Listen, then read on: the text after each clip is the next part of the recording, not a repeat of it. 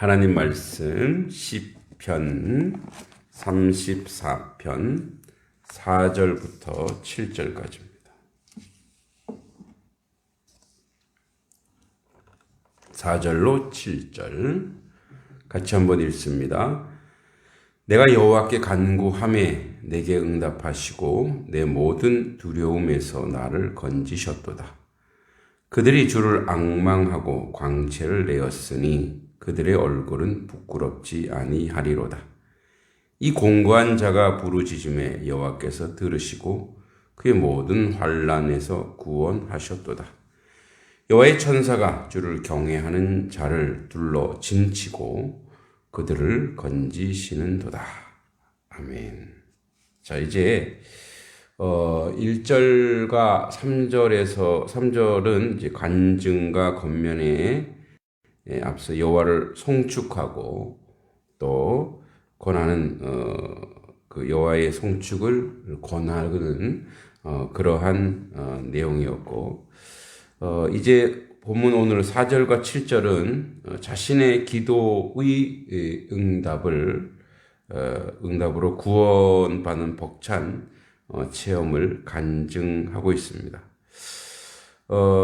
이 다윗의 이제 개인적인 사건, 어제도 얘기했지만 다윗이 아비멜렉 곧 블레셋 왕 아기스에게 도피했을 때 그가 이제 과거 골리앗을 죽인 장본인임이 밝혀져 이제 상당히 위험한 인물이 되죠. 그래서 죽을 수밖에 없는 일촉즉발의 위기 상황에서 기도한 후에 하나님의 구원의 손길을 경험한 것이죠. 그래서 이러한 기도 응답에 대한 간증은 다윗 자신의 경험을 자랑하는 것이 아니고 자신의 벅찬 경험을 통해 구하는 자에게 반드시 응답해 주시는 하나님의 자비로우심과 또 당신에 대한 택한 자에 대한 끝까지 돌보시는 구원의 하나님의 그 신실하심을 드러내려고 하는 거죠. 특히 여호와께서 간구하매, 여호와께 내가 간구하매 내게 응답하시고, 여기서 이제 이 연결하는 그 접속사 와우는 바로 간구하매, 와우가 즉각적으로 이제 행동으로 이어질 때 사용하는 계속적인 거죠. 그러니까 절박한 상황에서 간절히 구하는 기도에 대해 하나님께서 지체치 않고 응답하셨음을 선명하게 본문에서 드러내고 있죠. 그리고 내 모든 두려움에서 나를 건지셨도다. 이 말은 이제 그 본문이 쓰여진 배경을 감안해 보면 다윗은 당시 아주 심각한 두려움에 사로잡혀 있죠. 이제 살해당하거나 목숨을 잃을 위기인 거죠. 그래서 굶주린 사자처럼 자신을 끈질기게 추적하는 사울의 칼을 두려워서 블레셋 땅으로 왔는데, 그러니까 본국에서 도망해서 망명했는데, 또 거기서도 이제 골리앗을 물리친 과거, 그러니까 자신의 화려한 과거가 도리어 멍해가 되어서 두려움의 대상이 되어 이제 그 당시에 이 블레셋 세력에 의해서 고통받게 되는 거죠. 그래서 자신을 쫓는 대적 사울, 그리고 과거 자신의 전력을 들어 자신을 처형하려는 블레셋 사람들보다 다윗이 더 큰 대적이 있는데 그게 바로 두려움이란 대적인 두려움.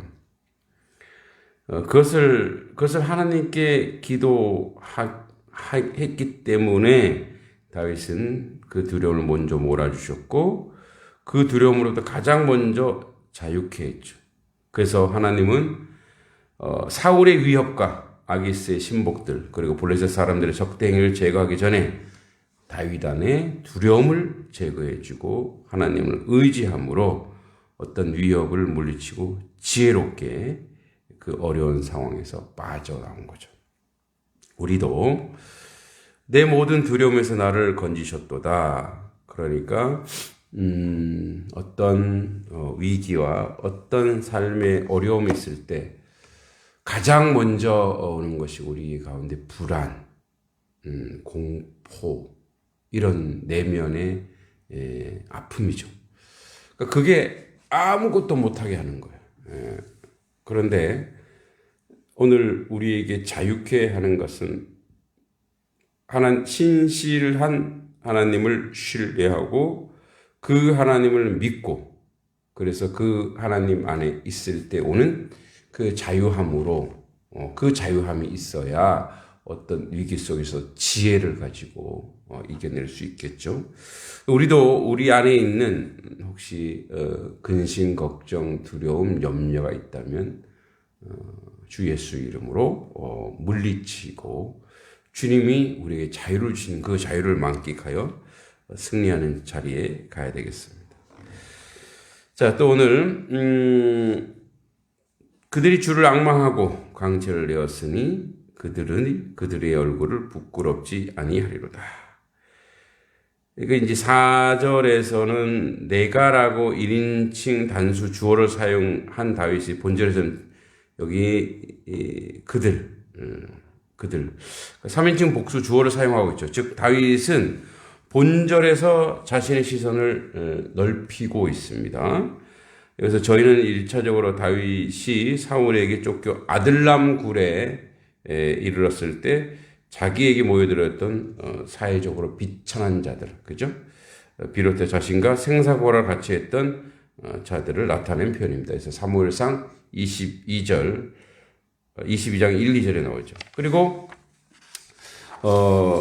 그 의미를 좀 확대하면 본서의 1차적 독자인 이스라엘 백성들을 비롯해 오고 오는 시대의 모든 성도들을 가리킨다고 볼 수 있습니다.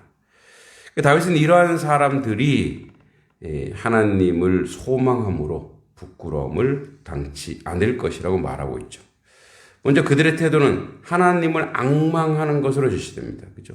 하나님을 앙망하고, 그러니까 악망하고 해당하는 히비투의 원형 나비트는 주목하여 관심을 가지다.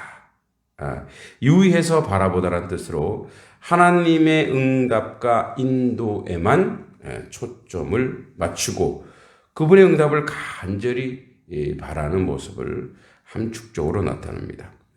하나님의 응답을 바라고 마음과 뜻을 다해 집중한 결과에 대해 다윗은 뭐라고 얘기하냐면 하나님을 간절히 찾는 자에게 광채가 있다. 광채. 하나님의 영광과 그 하나님의 영화로움을 느끼는 거죠. 그래서 이에 해당하는 왜나 하루는 나히르, 문자적으로 불꽃을 튀기다, 빛나다, 그죠? 라는 의미죠. 상징적으로 볼 때 기분 좋다, 유쾌하다 등의 의미로 사용되죠. 이는 하나님의 응답의 결과 마음의 어둠이 사라지고 그래서 자유로우니까 이 광채가 나는 거죠. 보면 광명이 가득하게 되었다는 거죠. 그로 인해 얼굴이 밝아지게 되었음을 나타냅니다. 기도에 대해서 구체적 응답이 이루어졌음을 이 빛 광채로 알 수 있죠. 즉 하나님께 기도한 결과 원수들, 자신을 적대하는 자들로부터 구원이 아직 이루어지지 않았지만 하나님이 자신을 돌보시며 지키실 것이란 확신을 갖게 되어 두려움에서 헤어나왔고 그 얼굴에 근심과 수색이 사라졌다는 것을 의미합니다. 따라서 이것은 하나님의 구체적인 응답과 구원을 확신하는 다윗의 선취적 신앙을 반영한 거죠. 선취적 신앙. 그러니까 어떤 문제가 해결되지 않았어요. 해결되지 않았음에도 불구하고 이미 그 해결받은 자처럼 우리가 그 응답이 먼저 오는 그런 내적 자유가 있다라는 거죠. 그래서 기도하기 전에 슬픔과 탄식으로 얼굴이 수색이 가득한 하나님의 백성이 이제 응답으로 인해 얼굴이 수색이 없다라고 이야기하고 있죠. 우리 한나의 기도 사무엘상 1장 18절에 한나가 아기를 못 낳아서 한나의 기도 역시 기도 후 아들을 갖게 된 건 아니지만 하나님의 응답으로 인해 구체적인 결과가 이루어져 온 것을 확신하는 거죠.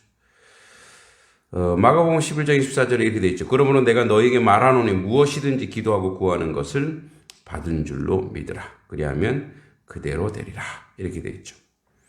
또 여기 앙망하고 해당하는 히피트는 광채를 입었다라고 해당하는 외나하루의 완료형은 사용된 반면에 여기 또 영영이 부끄럽지 아니하리로다 해당하는 알예의 파루는 미완료형이죠. 미완료형.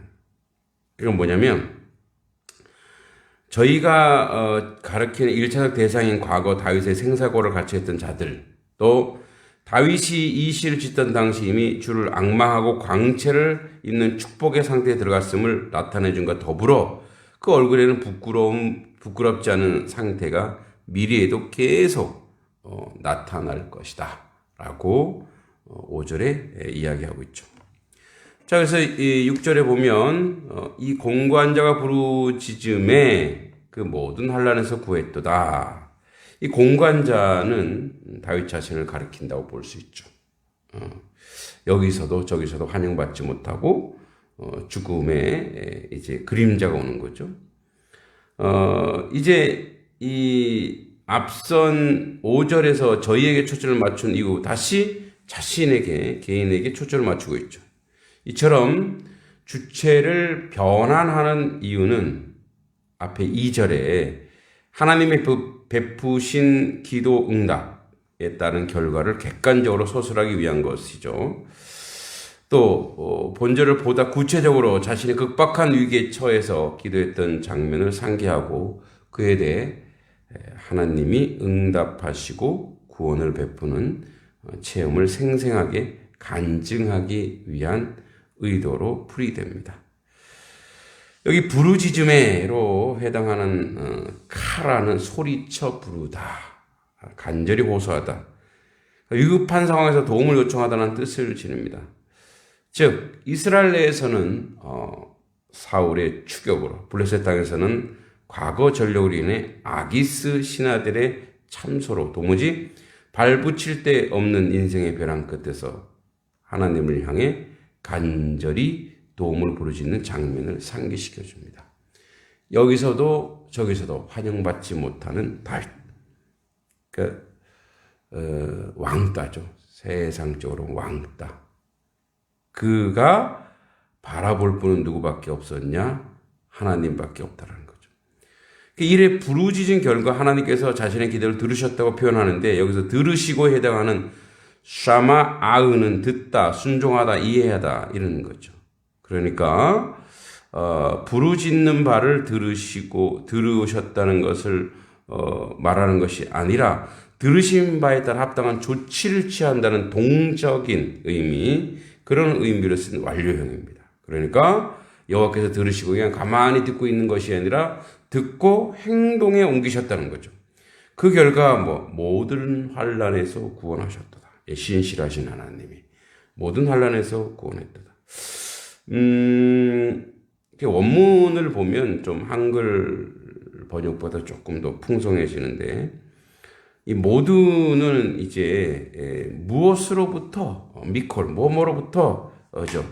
그러니까 환난에 해당하는 어떤 모든 것들, 모든 고통, 어려움, 역경, 대적 원수, 이 모든 상황과 환경과 또 내적인 모든 것을 구원했다라는 거죠. 그냥 단순히 환란이 오기에 그 환란에서 구원했다는 차원이 아니라 그 환란의 환경과 상황과 모든 것을 다 하나님이 우리를 세이빙하셨다라고 이야기하고 있죠.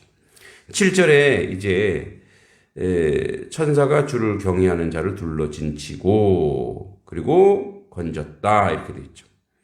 그러니까 하나님의 구원이 얼마나 완전 무결한지를 노래한 6절에 이어서 본절에서는 그러한 하나님의 복이 어떻게 나타나는지를 노래하고 있죠. 이러한 본절에서 주를 경외하는 자. 그리고 저희가 모두 복수형으로 사용되어 있어요. 그죠? 주를 경외하는 자를 또 그들을 건지시는도다. 그래서 다윗 자신뿐이 아니라 고난에 같이한 모든 동료들도 자신과 마찬가지로 주를 경외하는 자였음과 더불어 그들의 하나님의 보호로 구원을 경험했음을 간증하죠. 이런 복수형 표현을 본다면 전체 내용 관련해 볼 때 5절과 대꾸를 이룹니다. 즉 기도 응답받은 벅찬 체험을 간증하는 본단락을 시작하면서 다윗은 4절에서 단수 주어를 사용해 자신이 하나님의 도우심으로 건짐받는 것으로 묘사한 반면에 5절에서는 복수 주어를 사용해서 그 대해서 확대한 거죠. 그리고 6절에서는 다시 단수 주어를 사용해서 자신에게 베푸신 하나님의 구원이 얼마나 완전한 것인지 서술하죠. 그리고 또 다시금 복수 표현을 사용해 그러한 구원이 자신의 동료들에게 광범위하게 이루어졌음을 노래하고 있죠. 그래서 그들, 내가 이런 식으로. 그래서 이제 하나님의 구원이 개인적으로도 역사하지만 공동체 전체에게도 나타난다. 그러니까 개인의 역사는 공동체로 연결되고 공동체가 그래서 하나의 리더나 하나의 어떤 것을 이끌어가는 사람이 대단히 중요하다라고 이야기하고 있죠. 여기서 이제 하나님의 뜻을 수행하는 사람들, 천사들이 이제 보호하시고 건져 주신다는 거죠. 보호막이 되어 준다는 거죠. 그래서 건지셨도다, 끌어내다, 해방하다. 그래서 하늘의 군대 천사들이 하나님을 경외하는 자들, 이 대적자들로부터 끌어내고 구원해 주셨다라고 표현하고 있죠. 그러니까 하나님을 경외하는 자들이 그 구원에 완결되었으며 완전하게 이루어졌다는 것을 보여줍니다. 다시 이렇게 하나님 중심으로 신앙을 기초하여 자신의 구원과 주를 경외하는 자들의 구원을 인간적 요인에서 비롯된 것이 아니라 하나님을 경외하는 자들의 보호하신 하나님의 손길에서 비롯되고 있음을 이야기하고 있습니다. 그 신실하신 하나님이 오늘도 또 우리에게도 여전히 동일한 구원의 역사를 이루실 줄을 믿습니다.